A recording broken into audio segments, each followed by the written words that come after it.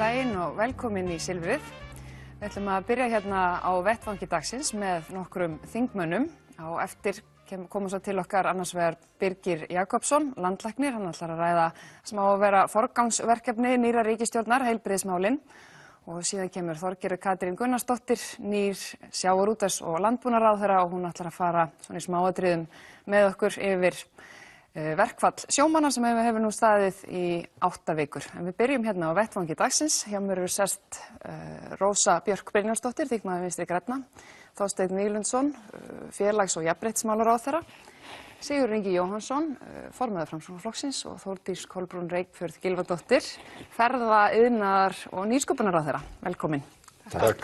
Það verður eiginlega ekki hjá því komist að fara aðeins inn á þetta sjómannaverkfall sem hefur staðið yfir í 8 vikur og ljóst að afleiðingarnar að verða okkur nokkuð dýrar. Ef við byrjum á þér, Sigurður Ingi, þú og fleiri innan þíns flokks hafa kallað eftir aðkomu stjórnvalda að því að höggva einhvern veginn á þennan hnút sem uppi í þessum kjaraviðræðum.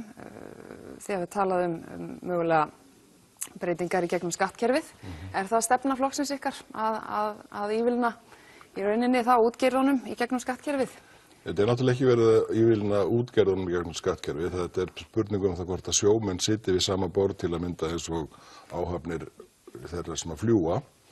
Og það er eiginlega mjög merkileg niðurstaða og skoðar hérna dómsmál sem var flutt þar sem að því er haldið fram að þetta eigi bara við tilfallandi ferðir og sjómenn séu ekki tilfallandi að fara út að veiða fisk. En ég get ekki séð muninn á því að flugmenn fari tilfallandi upp í flugvélar og fljúgi í áætlunarflugi og það að sjómenn fari út. Þannig ég held að þetta eigi við það. Sjómenn hafa barist fyrir þessu.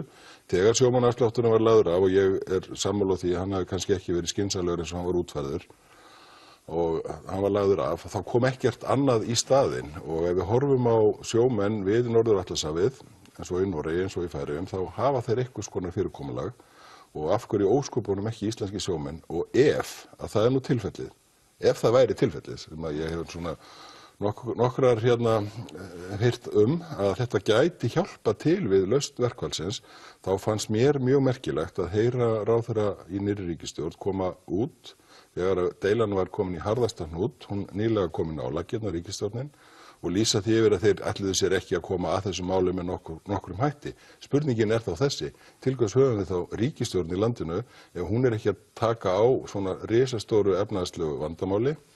Atvinnuveganefndin fjallaði máli núna í síðustu viku og hvatti ráðherra til þess að gera skýrslu sem var síðan gefin út á blaðamannafundi í gær. Hún var reyndar ekki búið að senda okkur þingmannum henni, en ég er nú búin að kíkja á hana á vef ráðuneytisins og þar kemur auðvitað það í ljós sem að marga grunaði að það er verulegt þjóðhagslegt tap að þessu. Sumt mun hugsanlega koma tilbaka vegna þess að við erum með gott fiskveiðistjórnarkerfi, kvótakerfi sem gerir það verkum að tekjurnar geta komið síðar. En fiskvinnslufólkið og sveitarfélögin, jafnvel til sveitarfélög sem eru að lenda í lausafjárvanda og geta ekki greitt út laun og er það þá eðlilegt að ríkisstjórnin komi daginn út og daginn inn og segi við ætlum ekki að skipta okkur að þessu máli með nokkrum hætti. Þorsteinn, það er rétt, ríkisstjórnin hefur verið nokkuð skýr það að hún hyggst ekki allavega á þessum tímapunkti koma inn í þetta með neinum hætti, hvorki með lagasetningu eða einhverjum svona kerfisbreytingum.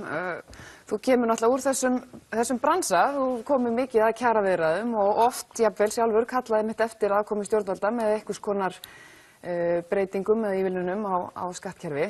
Af hverju er þetta öðruvísi og á hvaða tímapunkti er einhvern veginn ekki hægt að sitja hjá og gera ekki neitt?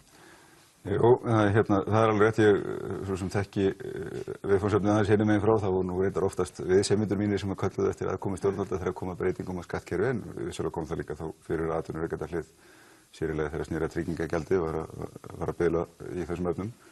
Það er grundvallarmunur þarna á annars vegar þegar við erum að nálgast kjarasamninga, heildarkjarasamninga á vinnumarkaði, þar sem óskað er eftir almennri aðkomu stjórnvalda að úrlausn og reyndar má nú segja sem betur fyrir hefur aðeins dregið úr þessu á nýjan leik. Þetta var sérstaklega í tengslu við stöðugleikasáttmála orðið eiginlega langt úr hófið fram sem að aðkoma stjórnvalda að úrlausn deilna var orðin.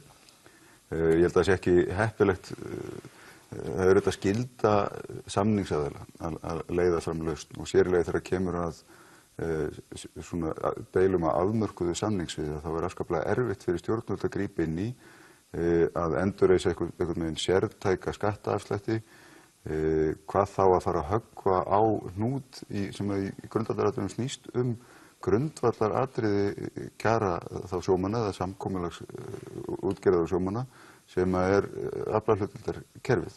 Þar hafa stjórnvöld engin tök, enga stöðu, enga rétt í raun og veru til þess að fara inn í og alltaf fara að kveða upp Salómons úrskurð það hver skuli vera hin eina réttaskipting. Þetta verður að vera samningur milli aðila.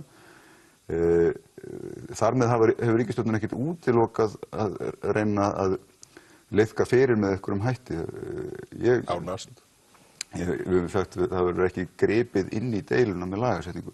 Ég held að það sé líka mikilvægt að hafa í huga. Það þekki ég mjög vel úr fyrrastarfi.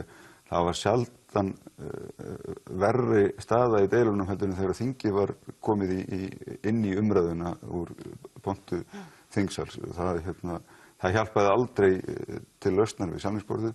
Frekar gerði samningsaðilum oft á tíðum erfiðara fyrir að hreyfa sig og það var það sem þurfti til. Og þarna skipti mjög miklu máli að pólitíkin gæti að sér og þá áhrifum orða sinna, en leið líka að samningsaðilar hljóta náttúrulega að horfa í eigin barm og segja hvað veldur því að á þessu samningsviði sérstaklega alltaf svona erfitt að ná samkomulagi. Það hljóta menn að þurfa að skoða beggja vegna bóts. Hvað þarf ég að breyta ykkur í aðkomu að þessum viðræðum til þess að liðka fyrir lausn.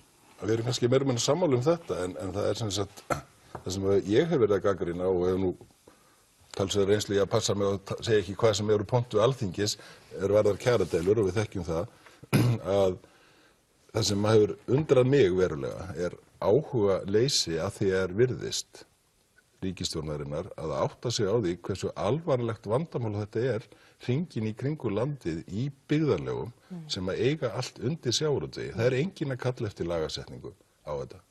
Það mjög mikilvægt að deiluaðilar leysi þetta mál sitt við samningsborðið. En ef það þannig sem ég hef heyrt að það gæti hjálpa til að ríkisvaldi sýndi því áhuga að koma að málinu með einhverjum hætti, þá finnst mér yfirlýsingar ríkisstjórnarinnar sérkennilegar. Rósa, hvað finnst ykkur í Vinstri grænum? Við náttúrulega teljum að við sem tökum þetta upp á Alþingi höfum fullan rétt til þess að lýsa yfir áhyggjum okkar yfir því að þessi deila núna búin að standa yfir í 2 mánuði og óleyst og eins og Sigurður Ingi að tala og þá hefur aðkoma stjórnvalda og ríkisstjórnarinnar ekki kannski verið nógu afdráttarlaus og það þá fyrst núna eftir 2 mánaða verkfall sem verið að íhuga einhvers konar aðkomu ríkisstjórnarinnar inn í þessa deilu. Þannig að ég held að það hefði farið betur á því ef ríkið hefði sagt strax kannski og fyrr í þessari deilu að deiluaðilar þyrftu að leysa sín mál. Þessi skýrsla sem kom núna út áhrif verkfallsins sýnir það svart á hvítu að þjóðarbúið svo sannarlega að blæða fyrir þetta verkfall þó að við í Vinstri grænum stöndum alltaf með kröfum launafólks að bæta sín kjör. Og útgerðin með sínar hagnaðartölur síðustu árin, hún hlýtur nú að geta komið inn í þessa deilu og henni kannski ekkert vorkunn í því að greiða starfsfólki sínu mannsæmandi kjör með þær arðgreiðslur sem komið hafa úr þessari grein. En við erum náttúrulega sannarlega á móti lagasetningu. Undanfarin 30 ára hafa hér verið settar 17 lagasetningar á verkföll, þar af 15 lagasetningar á verkföll, þar af 7 á deilur farmanna og fiskimanna. Þannig að það ekki í kortinu á okkar hálfu að stiga við svoleiðis. En ég held að ríkisstjórn Íslands geti alltaf með ýmsum hætti komið inn í svona deilur þegar að hafa þvílík þjóðhagsleg áhrif og stigið inn og sett deiluaðilum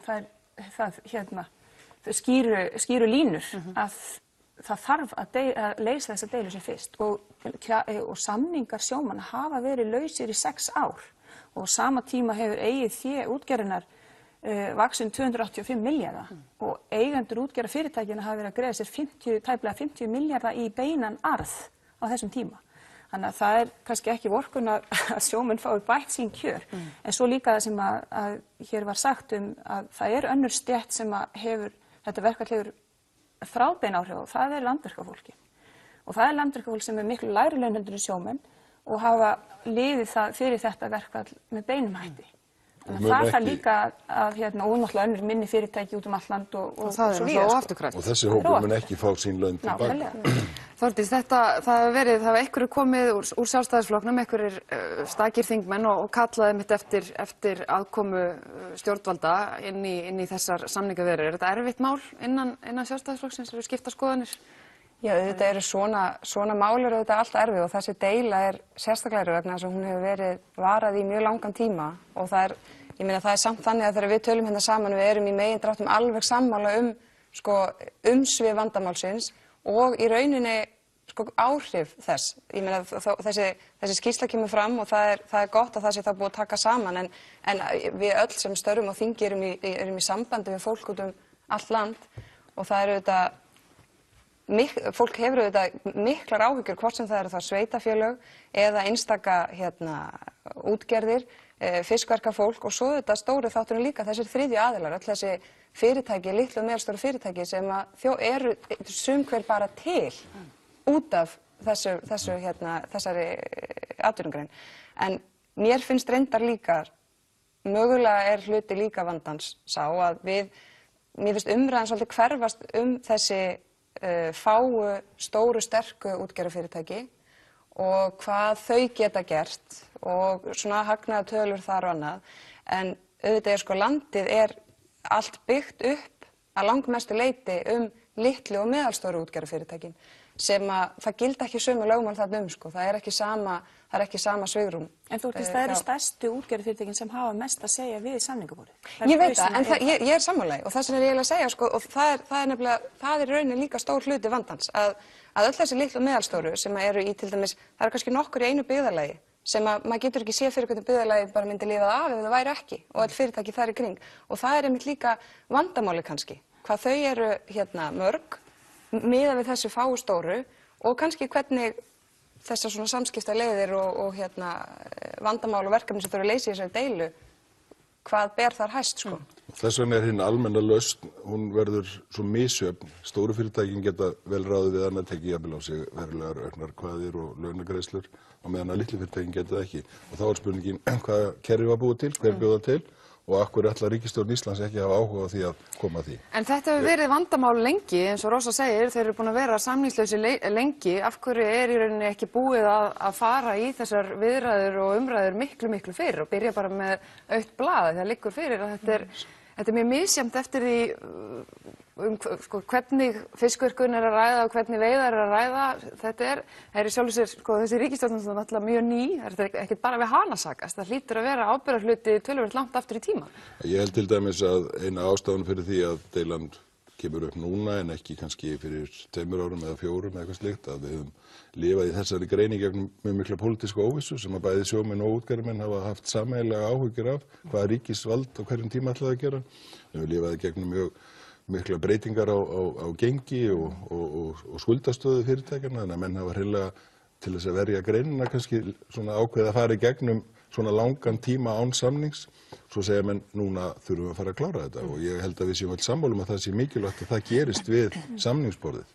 Þetta sé mikilvægt að hafa í huga þarna einmitt og kannski ein skýringin á því hversu lengi þetta hefur dregist eru þetta svo stór hluti laun að kjara sjómanna ræðist í efla hlutskiptakerfinu þannig að það dregur úr þrýstingi til samningar sérstaklega þegar vel gengur. Og það er kannski það þarf að tala varlega stöðu greinarinnar núna því að það er kannski ein ástæða þess að það hefur stífnað svona á milli er að það hefur harðnað á dalnum beggja vegna þar sem út af mikilli gengistyrkingu að þá eru kjör sjómanna og tekjur útgerðarinnar líka að dragast mjög mikið saman og þar alveg þrengir mjög að þessum félögum og sérstaklega einmitt að þessum litlu og meðalstóru félögum sem við sjáum bara að ráða mjög illa við sitt rekstrarumhverfi í dag. Við skulum aðeins fara að ræða þar á hlutu, við getum örugglega verið í allan dag að ræða þetta verkfall án þess þó að leysa það. Eitt af baráttumálum Viðreisnar í kosningabaráttunni sem var jafnlaunavottunum vakti svona athygli í þessari viku og sérstaklega af því að hún svona dregur athyglina að stöðu ríkisstjórnarinnar sem er eins og margir hafa haft áhyggjur af með minnsta mögulega meirihluta og það kom fram þingmaður Sjálfstæðisflokksins sem að Óli Björn Kárason og hann sagðist í vikunni ekki ætla að styðja þetta mál sem að þó er í ríkisstjórnarsáttmálanum. Þetta er mál sem er á þínu borði. Þorsteinn, hefur þú trú á því að þetta mál nái fram að ganga þrátt fyrir að ríkisstjórnarmeirihlutinn sé í rauninni fallinn þegar kemur að þessu mál? Já, ég hef fulla trú á því. Ég veit að þetta mál nýtur víðtæks stuðnings inn í þingið. Þetta nýtur mjög víðtæks stuðnings til þess þegar kemur að verkalýðshreyfingunni allri sem hefur stutt eindregið við að þessi leið verði farin. Og ég veit að það mun skapast það víðtæks átt í þinginu líka. Það er auðvitað þannig að það er alveg rétt sem þú bendir á. Við erum með minnsta mögulega meiri hluta sem auðvitað krefst þess af okkur, annars vegar að stjórnin standi þétt saman og ég myndi nú hvetja viðkomandi þingmann til þess að hinkra hann alltaf eftir því að frumvarpið komi fram áður en hann lýsir afstöðu sinni til þess. Þetta ekki kínverskur matseðill sem stjórnarsáttmálinn þetta stjórnarfrumvarp, kemur fram sem slíkt og skýrt á það kveðið í stjórnarsáttmála. En þetta hins vegar, það sem kannski skiptir mestu máli efnimáls í þessu. Við erum búin að glíma hér við kynbundinn launamun áratugum saman. Svo frá öru og alda, ef það farið á vinnumarkaði. Við höfum verið með löggjöf sem að gerir þetta óheimilt í rúma 5 áratugi og við erum ennþá með þennan svokallaða óútskýrða launamun sem að liggur á bilinu 5–10%. Það hefur komið ýmis umræða sem sprettur alltaf upp þegar þessi umræða fer í gangum að þetta sé einhverjar tölfræðiskekkjur, það sé ekkert að marka þetta en hér hafa samt verið unnar ótal rannsóknir á þessu. Það eru allar með niðurstöðuna í sömu átt að hallar verulega á konur í þessu efni. En það sem auðvitað enn meira áhyggjuefni aðstöðumunur kynjanna inn á vinnumarkað og við sjáum að hann endurspeglast náttúrulega í því að konur eru í heildarlaunum 15–20% lægri í því minnsta og það sem verðist líka gerast að það gliðnar í sundur með kynjunum eftir því sem að líður á starfsferil þeirra. Þannig að þetta eitthvað sem við verðum að horfa í miklu ákveðnar heldur en við höfum verið að gera. Hvernig tökum við á þessu? Hvernig tryggjum við jafnan rétt kynjanna á vinnumarkaði? Og í mínum huga jafnlaunavottunin fyrst og fremst tæki til þess að varpa ábyrgðinni yfir á stjórnendur í fyrirtækjum og stofnunum og segja að þetta ykkar ábyrgð.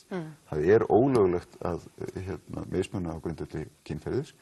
Reyndar mun jafnlaunavottun virka líka fyrir okkur gagnvart uppruna ýmsum öðrum þáttum.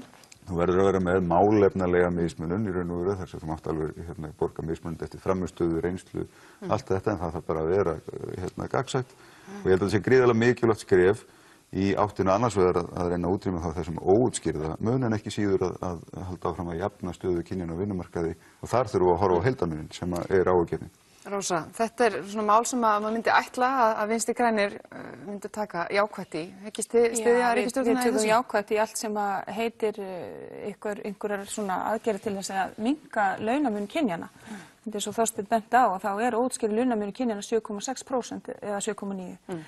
En svo sem ekki samstæðum það innan ríkisstjórnarinnar að hann sé til staðar yfir höfuð. En sko, jafnlaunavottun Viðreisnar nú ekki nýja nálinni. Ég minna það var komið á fót jafnlaunastaðli innan velferðarráðuneytisins árið 2011 og þá var það eftir mikla vinnu við Vinnumálastofnun og verkalýðsfélögin. En ég líka vil svona aðeins vara við því að við horfum á jafnlaunavottunna sem einhvers konar patentlaust til þess að leysa málin. Og við þurfum að horfa á þetta í heildarhagsmuni og hafa heildarsýn yfir þetta og það eins og komst inn á að það að jafna aðstöðumunin og starfsvalið og við þurfum að byrja jafnvel fyrr í því í skólakerfinu að beina það kynjunum á jafnar brautir í vinnuvali sínu og við þurfum að fjölga konum í stjórnunarstöðum og svo þurfum við að hafa líka jafnréttislög í landinu sem að virka og jafnréttisstofu sem fær fleiri og meiri fjármuni á fjárlögum til þess að virka sem skyldi. Þannig að þetta ekki bara eitt tæki sem á að leysa allt, heldur þurfum við að taka þessi mál í heild sinni. Og við getum ekkert að bíða neitt mikið lengur. Það rauninni bara hallærislegt að gera svoleiðis hluti. Þórdís, þetta er samfélagsmaður þinn, Óli Björn, sem hyggst ekki, eða lýsti því hann hyggst ekki styðja þetta mál. En þetta svona það sem að koma skal frá þingmönnum Sjálfstæðisflokksins, ætla þeir að taka einstök mál ríkisstjórnarinnar í gíslingu? Nei, ég hugsa svona ekki. Ég hef svo sem ekki rætt þetta mál eða hans sýn á það, hans Óla Björns, en ég ímynda mér nú líka að hann kannski það auðvitað eins og Þorsteinn segir, þetta mál mun fá þinglega meðferð og mun öllu líkindum fara í gegn og ég ekki að segja að þegar svo að þá megi stjórnarþingmenn hafa þeir eitthvað frekar leyfi til þess að mæla gegn málum sko. En það er auðvitað alveg rétt, þetta í stjórnarsáttmálanum og þar með þetta bara búið að kvitta upp á hann og þá kemur þetta inn í þingi. Það sem að ég verð alltaf jafn svona í rauninni leið yfir að við skulum, þegar ég var í háskóla, fyrir rauninni ekkert svo mörgum árum síðan, af því það eru frægt að ég ung, að þá hélt ég að þetta þyrfti ekki. Háskólar eru svona svolítið venda umhverju hvað þetta varðar og þá var ég bara á móti öllum svona hlutum að ég hugsaði bara að þetta er löngu liðið. Það var árið 2007, nú er 2017 og mér finnst bara ótrúlega þreytt að ég sé komin hérna í umræðu þátt til þess að ræða ykkur svona íþyngjandi löggjöf til þess að konur og kallar hafi sömu laun. Þetta er náttúrulega bara óþolandi sko. Ég einhvern veginn og þess vegna líka leið og... Þú meina að þetta sé íþyngjandi löggjöf jafnlaunavottunin? Já, ég meina hún er náttúrulega, þetta kallar á skýrslu vinnu og alls konar svona pappíra og eftirlit hjá litlum og meðalstórum fyrirtækjum SS25 og fleiri. Í rauninni það þurfa að fara fram ykkur frumvarpsvinna inn í ráðuneyti og þetta þurfa að koma svona fyrir þingið og eitthvað. Ég held ég veit ekki hvað að segja. Ég held bara að þetta þyrfti ekki, en þetta þarf og þá er þetta leið til þess og þetta er tól sem við fáum inn í þingi og skoðum. En ég hefði viljað að þetta bara, við værum viðhorf samfélagsins og allra væri bara orðið komið lengra. Sigurður Ingi, ætlið þið að styðja ríkisstjórnina í þeim málum sem þið teljið þess verðug? Auðvitað munum við almennt styðja góð mál, hvaðan sem þið koma, hvort þú koma frá ríkisstjórn eða öðrum. Þetta mál er auðvitað mjög áhugavert, svona ef þú fyrir að skoða þetta pólitíska litróf og samstarf innan ríkisstjórnar, það er svona margt sem bendir til þess að þetta sé svona stærsta máli sem Viðreisn fékk í gegn í stjórnarsáttmálanum og á sínum svona því sem þeir lögðu fram í sínu kosningabaráttu. Og svo þegar fyrir að tala að það sé að fara að koma, þá strax komin einhver óró í stjórnarliðana. Við, Framsóknarmenn, við lögðum fram í okkar kosningabaráttu hugmyndir jafnlaunavott kerfi. Við vildum gera það í samstarfi við aðila vinnumarkaðarins.